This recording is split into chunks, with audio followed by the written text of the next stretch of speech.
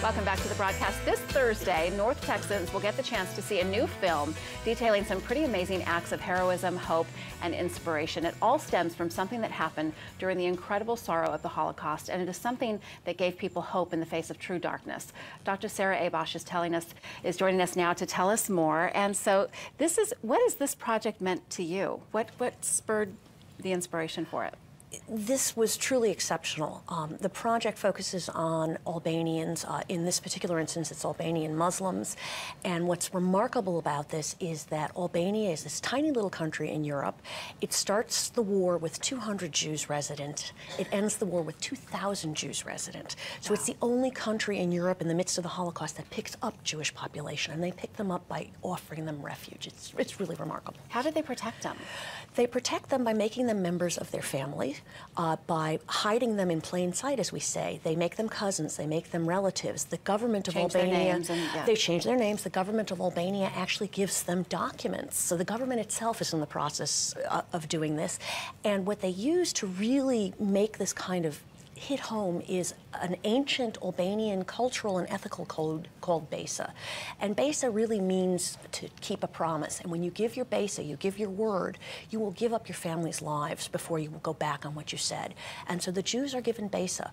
And once that Besa is given, it can't be revoked. It's really a remarkable thing. That's fantastic. And is that still something that exists in the Albanian culture today? Yes, it's something that exists in Albanian culture today. It predates Islam. It predates modernity. They think it goes back as far as possibly the Bronze Age. I mean, this is an ancient code that has stayed fairly unchanged within Albanian culture until today. That's fascinating. You know, you hear a lot of the stories surrounding the Holocaust. This is one that I've never heard before.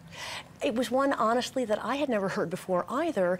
And in my role at the museum of attempting to both teach the Holocaust and at the same time to teach the moral and ethical responses to prejudice and hatred and indifference, I'm always looking for special exhibits that will help us to bring that message home to Texas, and particularly to Texas students.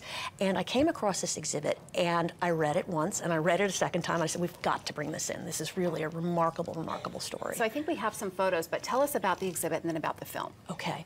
So the exhibit consists of a whole series of black and white photos done of some of the people who gave this Besa, and sometimes it was the children of the parents who gave Besa, taken by a gentleman named Norman Gershman, who was a photographer who got involved in this whole project.